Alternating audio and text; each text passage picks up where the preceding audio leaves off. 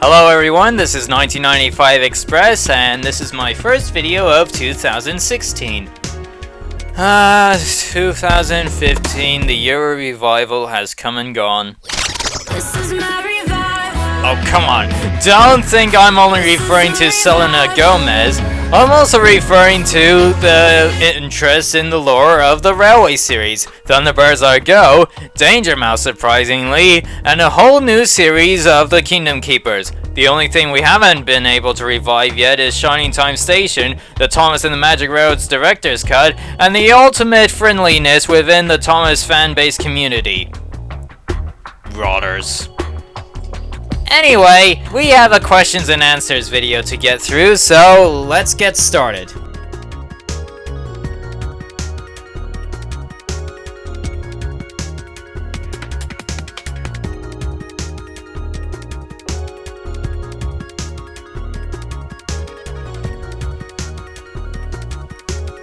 Right then, let's begin. Okay, now the first two YouTubers initially asked questions for previous Q&As, but I never got to them because for some reason YouTube saw them as possible spam messages and only recently revealed to me that they were waiting for my approval. As if this copyright issue thing was bad enough. So, for the following two YouTubers, I apologize for not answering your questions, but I will start off with your questions straight away. Now, as I've got a lot of projects ahead of me and I would like to get this done and over with, I am not gonna bother saying the questions. You're just gonna have to read them to yourselves. Okay then. I pretty much prefer the number 90. It has this sort of iconic look about it, which I kinda like. As for 89, it's gone through a couple of changes, and I don't know, I like being consistent in terms of appearances.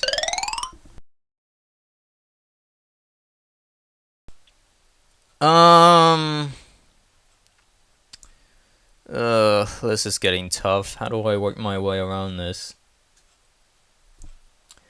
Alright, for those of you who have seen my previous Q&A video will know that I don't particularly like answering questions that are related to the person asking the question's own personal projects. But I'll tell you what, soon after this Q&A video is over, I'll get to the comments that you posted in the previous Q&As regarding the previous questions, and I'll reply to them as a comment response, okay? I won't ask them in the video, but I'll reply to them in the comments section. Hopefully that'll make things a bit easier for everyone.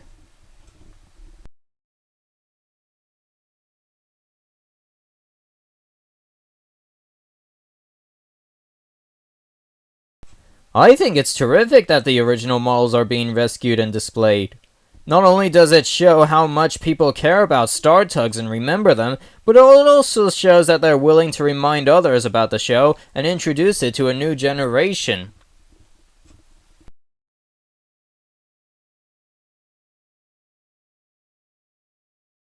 I would have liked to have seen what Season 2 would have had to offer. A shame we can't do that now. But you know what? I've had an idea formulating around my head for a while, and I think now's a good time to explain it. You know how Jerry Anderson's son Jamie had this Kickstarter thing to create 3 new episodes for the original 1965 Thunderbirds show? I thought someone could do something similar with Tugs and use the scripts that David Mitton wrote for Season 2.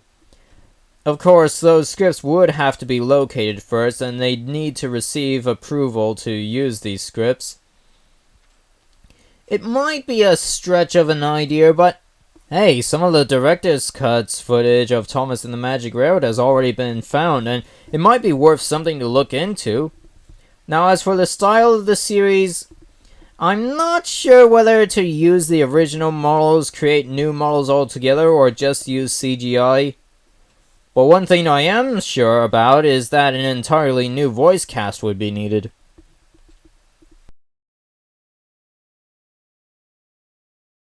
early real 1981? For what? This question's a bit too vague. I mean, an early reel for which show? You're not being specific enough. If you're referring to the unaired pilot of Thomas the Tank Engine Friends, I thought that was done in 1984. And yes, I have heard of it. But if you're not referring to the unaired pilot, please be a bit more specific in your questions. Ugh. I'm not so keen on Chuggington, and with good reasons. In fact, here's a list of all the reasons why I don't find much interest in Chuggington. Reason 1. The appearance of the trains are really creepy, with buggy eyes and huge mouths that are low to the ground. Imagine if a person was in the way of one of these.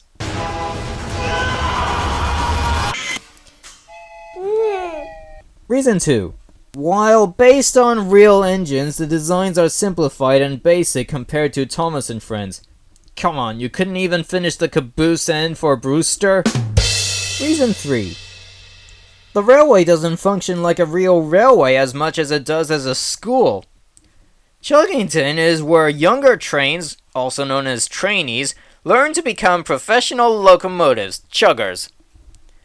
Yeah, I'm pretty sure that they don't study the railway rules in here as much as they study how to actually pull a train. Sounds totally like a school to me. Reason 4. The trains are hardly ever seen with crews. So who's driving these things? Reason 5. The trains constantly jump the rails, sway boisterously from side to side, appear to have very loose pivots on their trucks, and have no front windows for any possible crew to see out of. In reality, these trains would be a menace. Reason 6. One engine is shown to have jet rockets so that he can fly. What the hey? He doesn't need to fly! He's a railway train! And the last reason. Some trains are used for situations in which cars would be more suitable for. For example, ambulance, firefighting, etc. Right, now that that's out of the way, next question. Well, I kinda like all of Star Tugs. Yeah, pretty much all the Star Tugs. They're good characters. Good examples for protagonists. The Z-Sacks are also good antagonists. There are a bunch of good side characters. Big Mickey, Puffer, Lily. You know, it's really hard for me to pick and choose what are my favorite characters. It's more easy for me to pick all the least favorite characters. But, well, c'est la vie. Just say that I like all of them, but Star Tugs I like the most. Okay, now on to the YouTubers who actually asked questions for this particular Q&A video.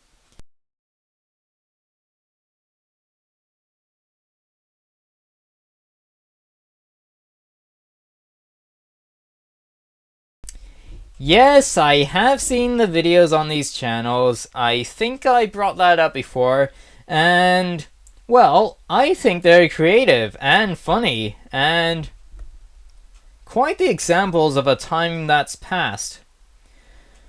Sigh. I remember when these guys made those videos. Back then I was quite new to YouTube. In fact, I don't think I even had my channel yet when I started watching these videos. What a time that was.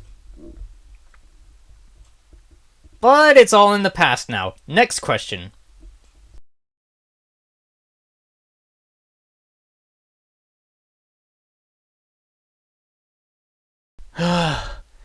Isn't it obvious?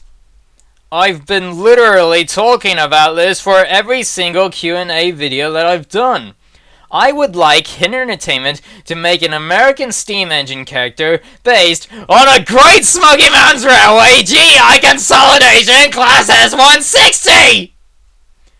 As I've said before, aside from the USA S100 class Yankee Tanky, the S160 is the only other American engine that would have the best chance of working on Sodor based on the loading gauge. What more do I have to do to get the message through to the entertainment? Make a video specifically on the S160?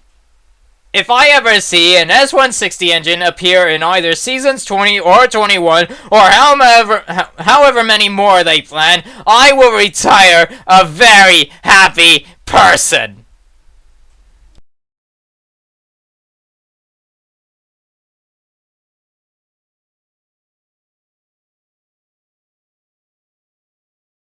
From what I've gathered, it sounds like a prequel to a Thomas and the Great Railway Show special.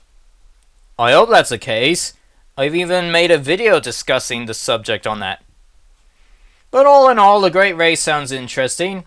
There's an international group of engines going to feature, and I find that interesting. I wonder if they're going to feature any Middle Eastern engines. Let me know if there's going to be any female Arabian steam engines. Wow! Anyway, the plot seems rather creative. There's a big race of international railway engines, and the steam engine wants to participate, but is seen as being too weak to enter, but he goes on despite the disruptions caused by a diesel... Wait, I'm sorry. I'm giving out the summary of Starlight Express. What the Great Race is about is a big race of international railway engines, and the steam engine wants to participate, but is seen as being too weak to enter, but he goes on despite the disruptions caused by, diesel.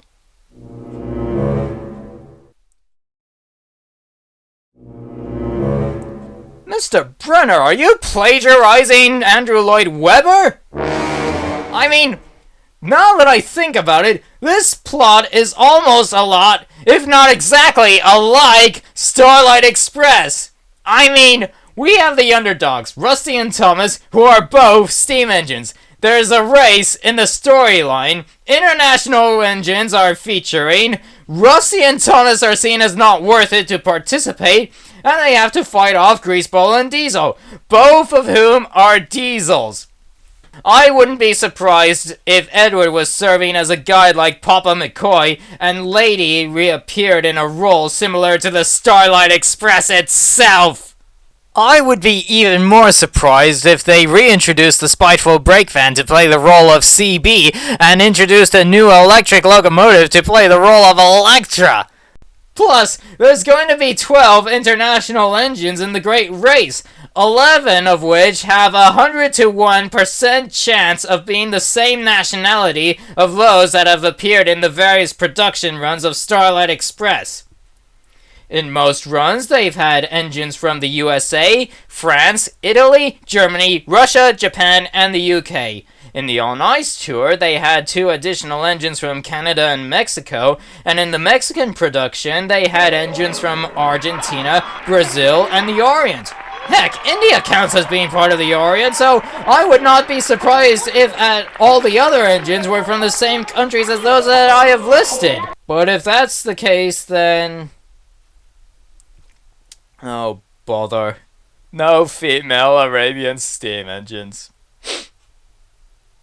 Then again, Canada, Mexico, Argentina, and Brazil are all countries that count as being part of the American continent, so maybe 4 of the other engines might be from different countries. Well, if there's not gonna be any female engines from Arabia, you'd better make Ashima look pretty, because some of the Arabian Nights stories took place in India. You remember all those crossover videos which involved Thomas and Friends footage and the Starlight Express songs? 'Cause from how this is turning out, I think those aren't pretty far off from the Great Race. You're overloaded. I'm electric, taking over. You'll have to be diesel. Take on diesel. Take on diesel. Electricity is taking charge. I will enter. I will win. You'll never win. You'll never win. It will be me. Listen to me, listen to me. What was that hiss? I'm gonna enter. Who is that these? It's old and it's dusty, it can't be, it's rusty. He's going to race. He's going to lose face. I'm gonna enter. I'll be victorious. I'm gonna win. Was that? Oh, I see. There's been an update to the Thomas and Friends Wikia site concerning the Great Race, and apparently they're about new characters. Let's see who they are. Let's see, there's Gina, who we don't know much about, and then there's Vinny, who is a North American engine, Ivan, a Russian shunter, and Raul, a Brazilian engine. You see? I told you the international engines in the Great Race would share the same nationality as other engines from Starlight Express. I'm telling you guys, the Great Race is starting to become a copy of Starlight Express. And as for the 1965 film, no, I have not seen it. I wonder if I should look into it. Would it be all worth it? That's the question. I don't know. Next question.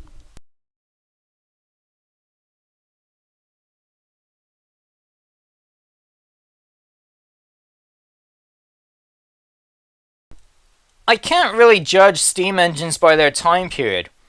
They're all really special in their own ways, no matter what century they come from.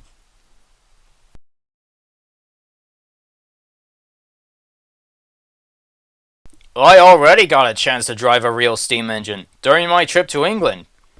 It was a little saddle tank engine off of the Mid-Suffolk Light Railway.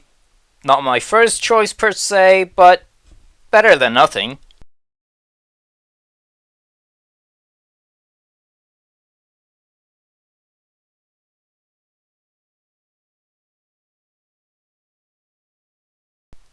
Oh, God! Look, I am not the guy to ask.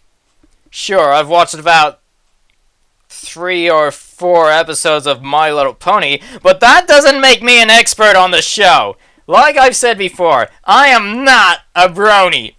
I'm not as crazy about them as other people are. I would just hardly know. The majority of what I know is that there's a geeky princess with a pet dragon, a speed demon Pegasus, an apple farming pony, a fourth wall breaking party host. Yes? I didn't call for you. I wonder if... Well, maybe not. Now where was I? Oh yeah. An overly dramatic fashion designer, and the animal-loving cute one that always gets into the weirdest situations. How am I supposed to know which engines these ponies should represent? I've absolutely no idea. What I would like to know is when the cute little one will stop getting into all these weird situations. Oh.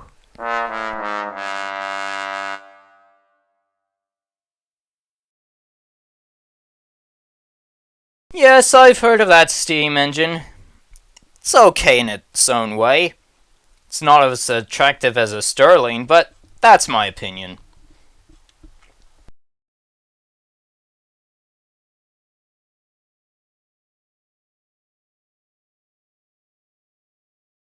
You know, I don't really care for sprites all that much, but if I had to choose, I'd say the ones made by James Fan 1991, because they look more detailed. By the way, how did the name Sprite stuck onto them? There's already a mythological creature called a Sprite.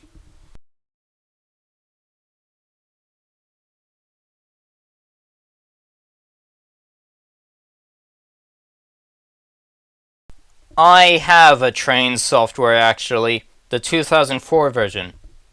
I was actually considering using it for the Magic Road sequences of the MRA since the engines traveling on the line were made with CGI. The problem is that I have this new sequence planned for the prologue which actually shows Lady creating the Magic Railroad, which I think would be impossible to achieve in Train Simulator. And as for making my own Thomas and Friends series, I'm more of the old-fashioned type of guy. I prefer using practical models and sets.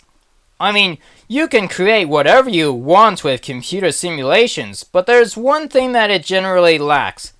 Life, realism, mass, call it whatever you like. With the actual physical models, you feel that the engines are there, something you can actually touch and interact with.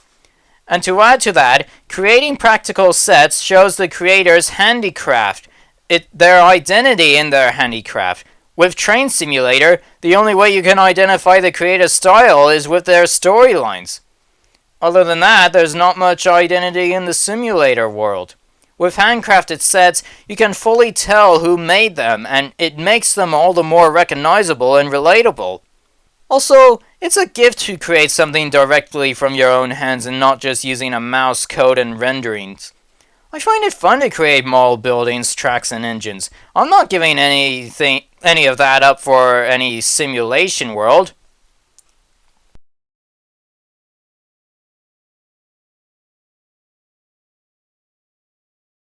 Only to see if it held up any better than the original version.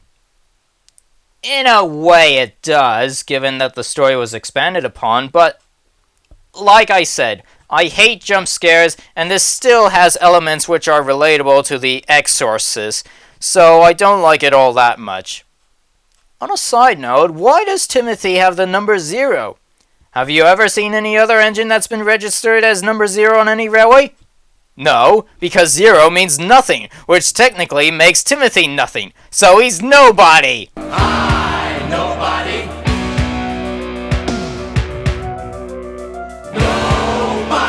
If you make me bored, I'll hit my keyboard. You'll be erased from my memory. Hey.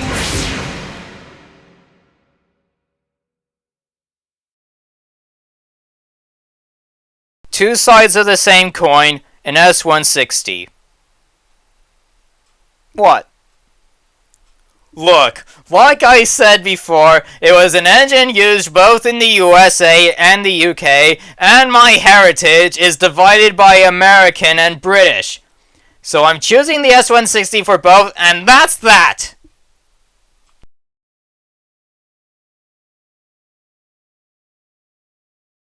I've listened to a couple of his narrations. He's alright in his own style, but kinda lacks giving the engine's individual voice characteristics. No offense to him. Oh, the infamous Luke and Millie debate. It was bound to be asked of my opinion sooner or later. I think so. In a mutual way. I mean, it's not like they see each other often, is it? Well, not on screen anyways. But yeah, Luke's busy at the quarry and Millie works at the castle. It would be tricky for them to see each other often, frequently.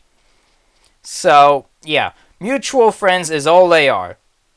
Though, now that you reminded me, Millie was quite the flirt towards Luke upon first meeting.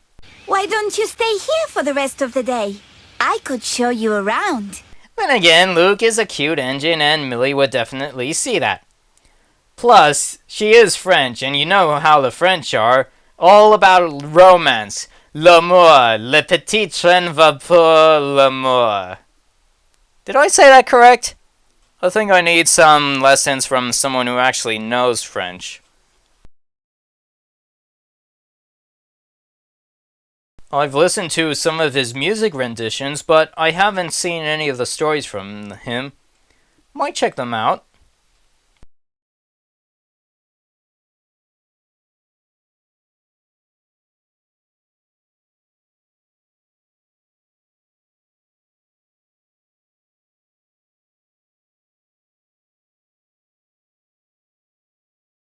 I've only just recently watched Cross Lines. At first I thought against it because I thought it was a satirization of Thomas, but eventually I decided to give it a look and see what it was like. To my relief, it's its own series of stories that really hold up well. As for the other shows, I haven't seen them.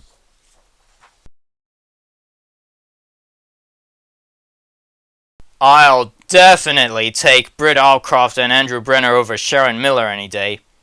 I know Sharon Miller wrote The Great Discovery, one of my favorite Thomas specials, but in all honesty, I feel as though that was the only good thing she wrote. I know a lot of fans like Blue Mountain Mystery, but to be quite honest, I don't really care for it much.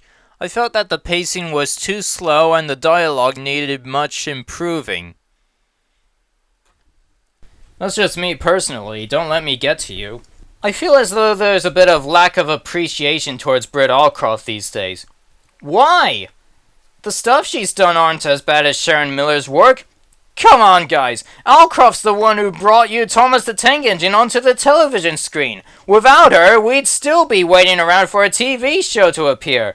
She's the one responsible for choosing Ringo Starr as the storyteller, one of the all-time most favorite narrators of the franchise. She's the one who chose Mike O'Donnell and Junior Campbell, the guy who gave us those memorable and catchy tunes and themes. She's the one who brought those model trains to life with the aid of David Mitton, who worked on the Jerry Anderson shows beforehand. Okay, so not everything she's done is all that perfect, but do we really have to fuss about that? Do we really have to remember her solely for that? Everyone has their ups and downs, guys. Britt Allcroft's ups were the seasons 1 to 4, and her downs were introducing characters that have only had one-time on-screen appearances.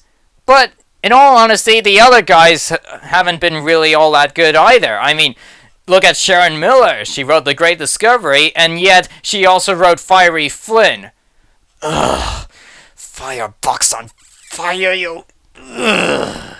And there is Andrew Brenner. Now, don't start ranting at me. I know that Andrew Brenner is doing a very good job with writing all these stories, but he's introducing American engines that are too big to fit on the British loading gauge.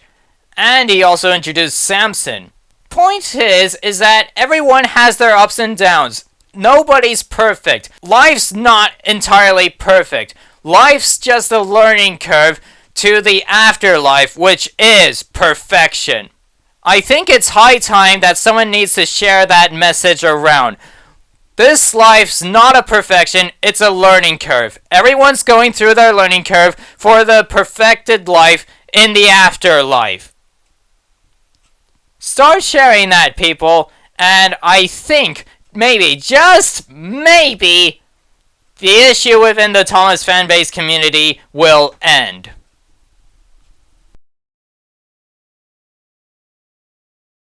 The new roll call sounds great, and the intro is great too. Though, in my opinion, having the roll call as the main theme for Thomas and Friends seems to be a bit redundant now, considering the fact that they're now showing off more characters than the main 8. It would be nice if they could come up with a new theme, something that isn't just dedicated to 8 engines. Something new and fresh. A theme like the original, but still retained to the modern audience. Something like that.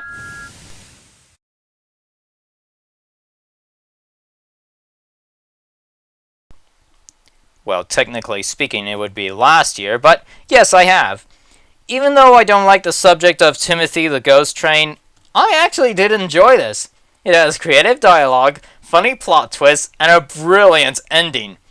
Certainly one of Diesel's D189's best videos.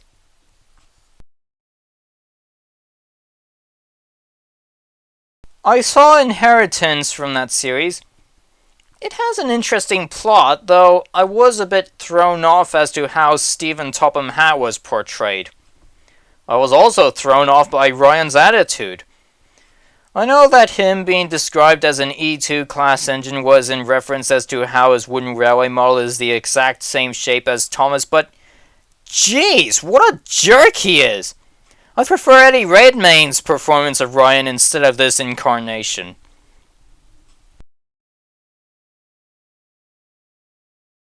I think I already stated in my third Q&A video that I like Danger Mouse.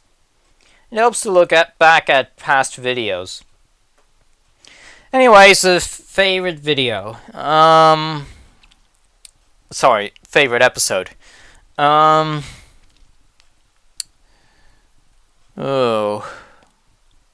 How many seasons are there?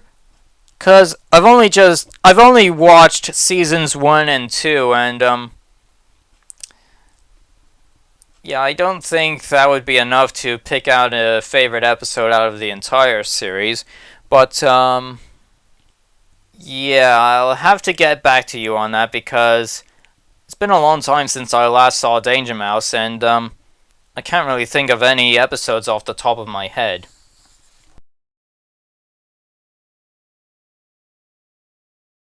Truth be told, I haven't actually seen any of the James Bond films. But I know 2 of the actors, Sean Connery and Pierce Brosnan. I like Connery in the Indiana Jones films, and I also like Brosnan as the narrator for Thomas and Friends. Well, at least for The Great Discovery anyways.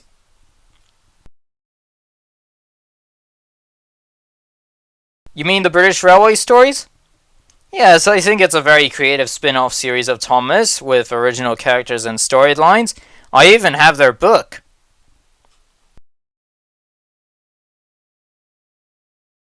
I've just been asked this question! I keep telling you guys to read each other's comments! There's a purpose in that. It's so that you don't have to ask the same question and no time is wasted on answering it over and over and over again. But does anyone listen to me? No! They just completely ignore the rules and they ask their question that they want to ask anyway with no consideration for whoever is writing the same question over again.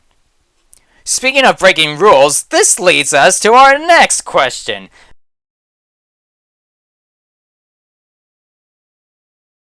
What did I say about Shed 17 in the rules? What did I say? We don't talk about it, and that is that! Next question.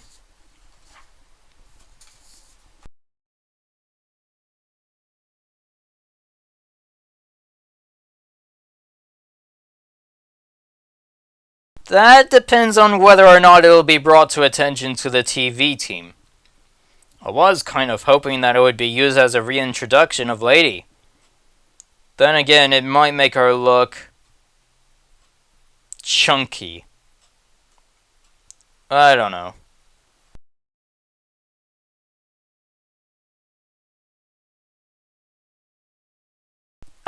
That's S160. And from the US? No. From the UK? It might be nice to see a Duchess class and a Spam Chem class, but whatever.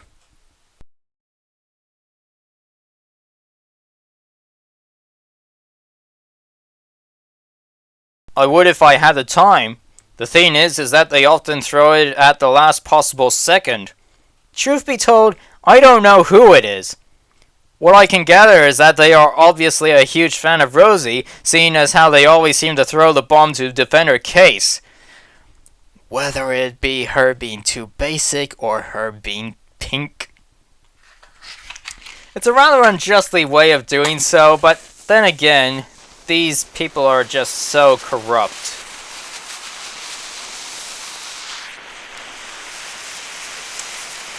Can we just please move on to the next question before I get blown to smithereens again?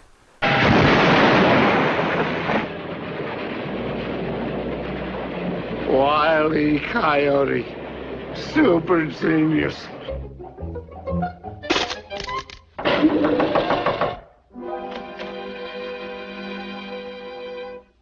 Allow me to introduce myself. My name is Mud. And remember, mud spelled backwards is dumb.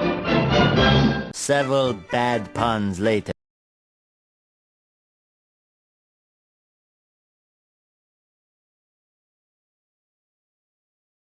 No, I haven't. As a matter of fact, I don't think it's on YouTube anymore.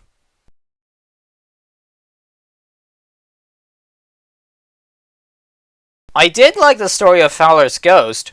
It gave an insight into an actual historical piece of history that I never knew about before. Despite Fowler's failed engine not designed accurately in the BR series, I can at least pretend it's the actual design of the failed engine, seeing as how there's no model of the failed engine that exists, and scratch building one would be near impossible. So it wouldn't be fair to be critical about details like that.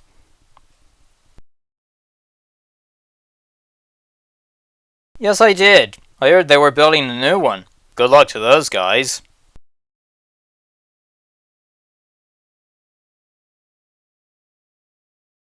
Stanley. A Yank's more liable to mess up and not give a second thought to it. Well, they are! I mean, look at the government nowadays! Look at the produce suppliers! Even the police force are corrupt!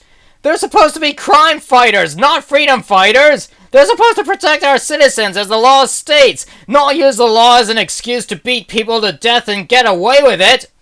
In fact, America has become so corrupt that I like to consider myself more British than Yankee. In fact, I wish I could live in Great Britain, but I'm not old enough to move away from home yet.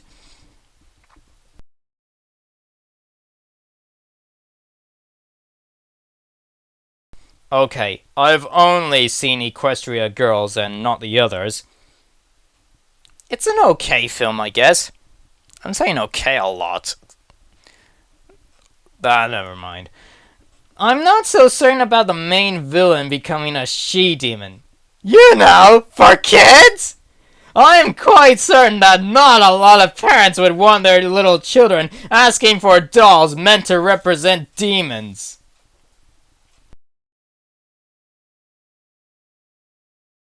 The Force Awakens, the film everyone's been waiting in anticipation since Return of the Jedi. At least, I hope since that time. If it was since the prequels, then everyone must have been really desperate. Well, probably not George Lucas. He was probably sitting on a throne of dollar bills after the prequels. No?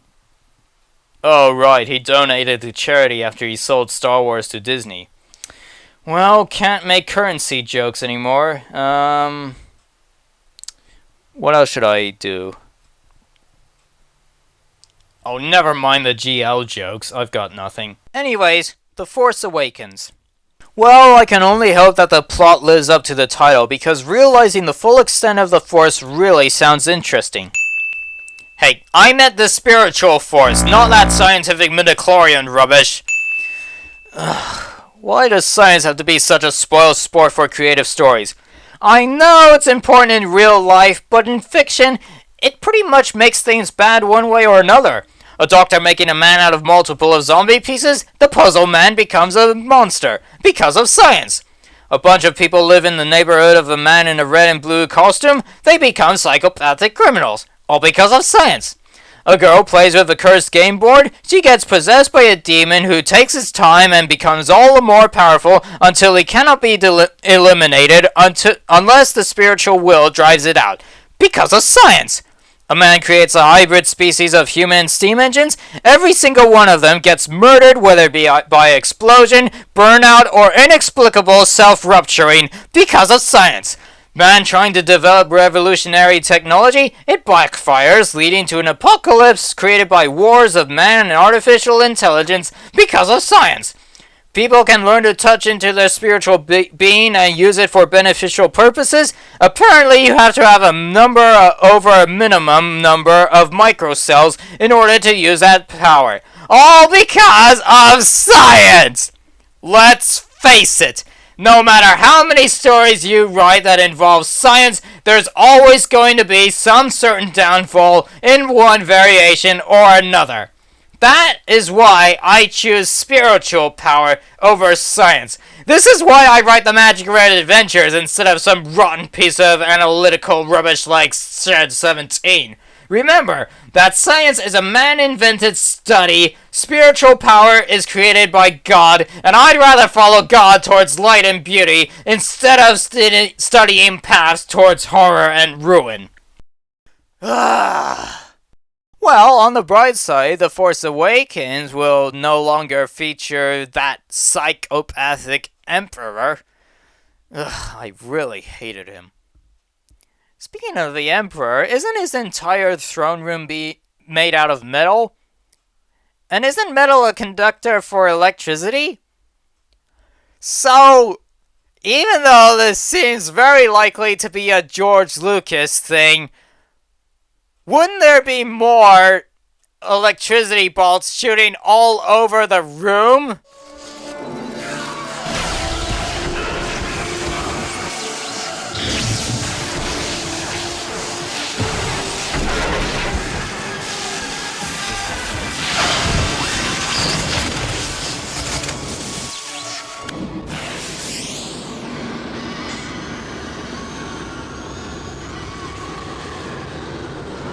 Good riddance to that mental case. Now all we have to get rid of are those mental cases who made those steam engine biofused hybrids in Shed 17.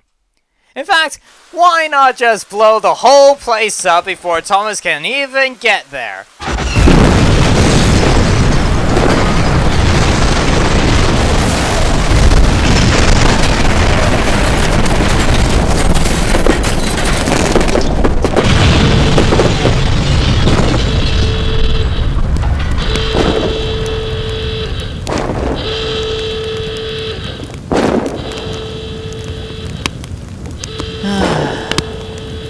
Suddenly, I feel so much better.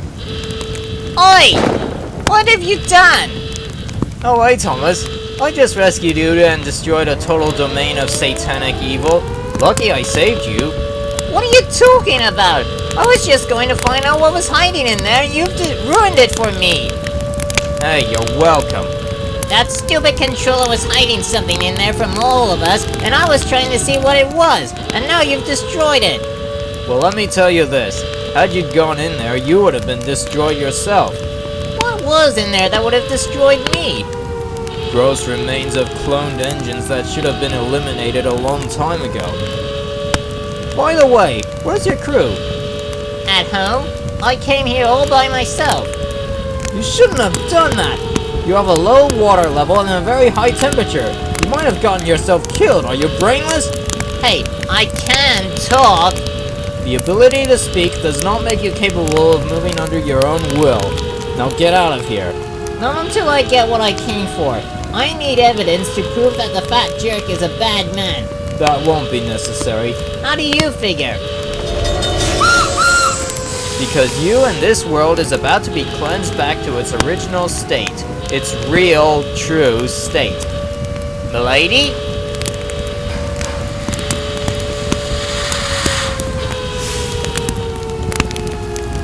Oh, phew. That's much better. I felt like I had sticks and sludge inside of me. Nicely done, chum. No problem, Thomas. Hey, good call on getting Lady to restore everything. Guess it goes to show that if we can be more accepting of things, no matter how ridiculous they seem, those things can really be used to an advantage of really achieving something. Yes, that's exactly what I'm trying to prove with the MRA. Shame that the thing I achieved in this video was awesome. What about all the papers these research blokes worked on for years? Too late for them. Oi! What the bloody hell is going on here? Ah, Sir Topham Hatt. You're just in time to be restored to your original persona. What do you mean you can't restore him? That's not Sir Topham Hatt? Then where's the real Sir Topham Hatt? Right here. I was held captive by this imposter. He locked me up in the wine cellar. Well, that explains a lot. Well, then who is this lout? This man here is serial killer Jack the Stretcher, otherwise known by his real name, Thaddeus Peterson. A serial killer, eh? I've always wanted to ask one this very question. What makes you think murder is a good hobby? You've got so many other opportunities to take a career. Murder is not one of them. So why resort to it? This stupid world. Too many people so cheerful and looking out for one another. Too many people caring for each other. It makes me sick. I wanted to give this world and its engines a bad reputation, So I hired on Wilhelm and Hans to establish soda research to create a means of slaughtering people without it seemingly my fault. The bloody idiots didn't have a test subject to begin with, so I ran a train into their stupid interfering sun when they weren't expecting it. I had the train's engines muted so that they wouldn't hear it until too late. Afterwards, I gave them all these other simpletons to turn into biofused engines, which I admit was a pretty extravagant way of serial killing. There were other engines who managed to survive somehow, unfortunately all the wishy-washy happy ones, so I had them killed off too. And I would have gotten that boy engine kid killed off too, if you and this fraudulent magic engine hadn't interfered. I'll see you burn in hell for this. No, I thought Paul Vince had a terrible lack of empathy. You'll think nothing more when I'm finished with you!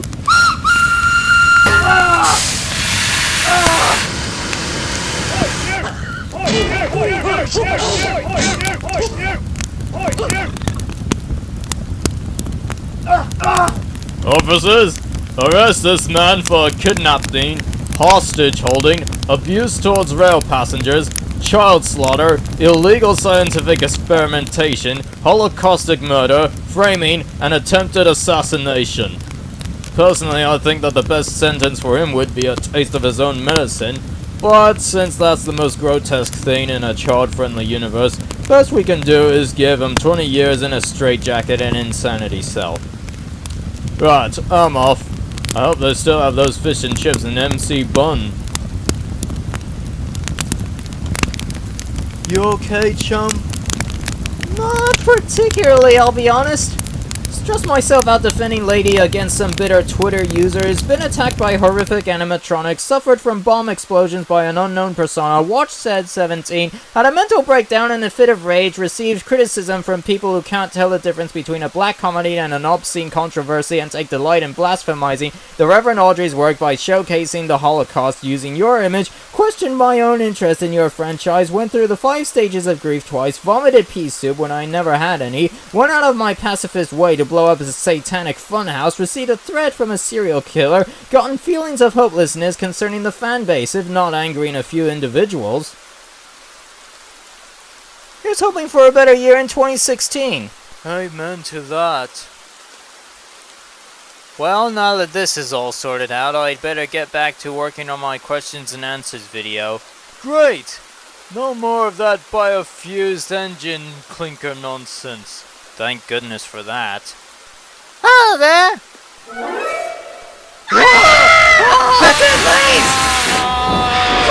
Get away! Get away!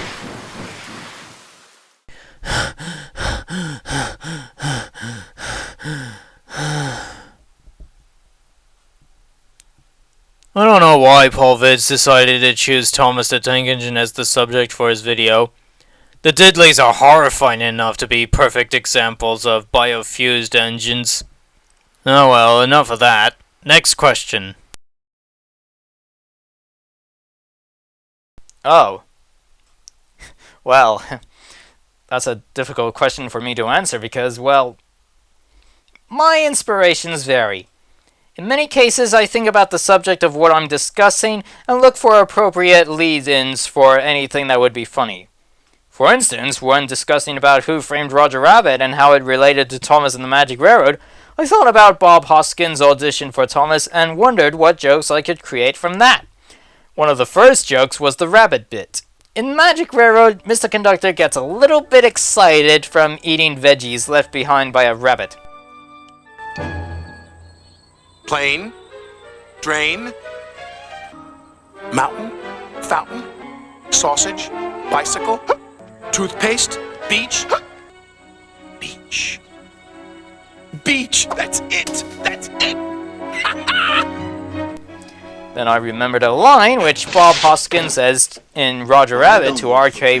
Maroon, referring to carrots and rabbits. Let's call the other 50 a carrot to finish the job. You've been hanging around rabbits too long. With that, I had Thomas respond to Mr. C with that line. You've been hanging around rabbits too long. In other cases, it's all improvisation. Like that last bit in your last question, That was all improvised. So whatever inspiration I get, it's usually related to the subject. Not really. I'm more keen on focusing on the standard gauge railways. I honestly don't know how involved the Sudbury and narrow gauge engines will be in the MRA. At the very least, there would be about either 3 or 4 episodes that they would appear. And that's not including the mountain railway and the miniature railway. They would each get about 2 or 3 episodes separately.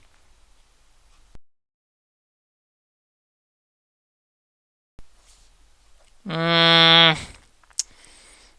want to say a climax. No, it's not because of Ferdinand. I liked the climax long before that rotten film ever came out.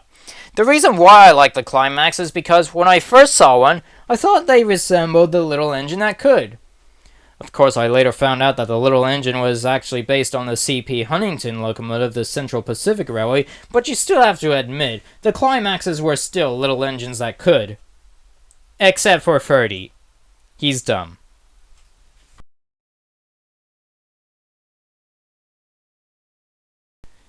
I don't think there would be any copyright issues since the trains would be in the same design as Pixar's Cars and Planes. Now, if they use the same locomotive bases of all other popular engines like the Little Engine That Could and Thomas the Tank Engine without permission, that would result in a copyright issue. And as for it being a financial success, I'm not sure. I like Cars, but admittedly that film did get mixed reviews and the others weren't as successful as Cars was. Here's a shout out to Pixar. If you plan to make a movie about trains, please don't make it another racing film. You've done enough of those as it is. One of the things that I liked about Cars is that it gives an insight that says that there are other things that matter besides racing. In fact, things that matter more than racing. It shows that if you could just slow down from the fast pace of modern civilization, you get to see the world in a different viewpoint. You see all the wonder and charm that it has. You lost that in Cars 2 and Planes when you had the main characters once again thinking that racing is all that matters in life, which is why I don't like them as much as the first film. Racing is exciting, but it doesn't necessarily have to be in every single movie that has to do with machines. Makes me start to question about the Great Race, though. I mean, that's all about a racing. And it all sounds very similar to Starlight Express. Now, that, I'm sure, will result in a copyright issue unless Andrew Brenner changes the plot drastically. Now, if Pixar wants something original for a trains film, make it a mystery film. You can have the main protagonist be a steam engine who's trying to figure out why the red cars are being scrapped and why diesel engines are becoming more commonplace. I already discussed this issue in the last Q&A, and I recommend that you watch that segment and learn something.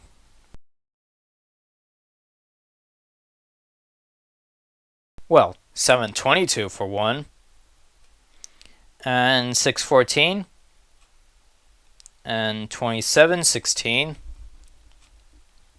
number 20, probably 29 as well, though that seems unlikely. Oh well, you can't have everything. Next question.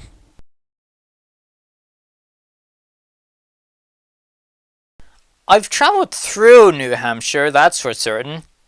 I didn't actually go onto the Mount Washington Cog Railway. I doubt it if I ever will, though. Okay, admittedly, I have a fear of heights. In fact, walking along the edge of the Grand Canyon was a bit much for me.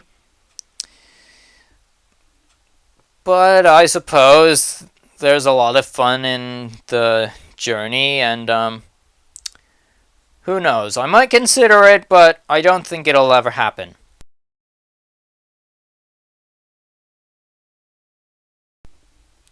I don't get what the question is here. It's not all that clear. Do you mean, have I thought about doing reaction videos? If that's what you're asking, no. On this channel, I want to protect myself and my identity, so I'd prefer to have my face hidden on this channel. And for those of you who know who I am from one of my other channels, mom's the word!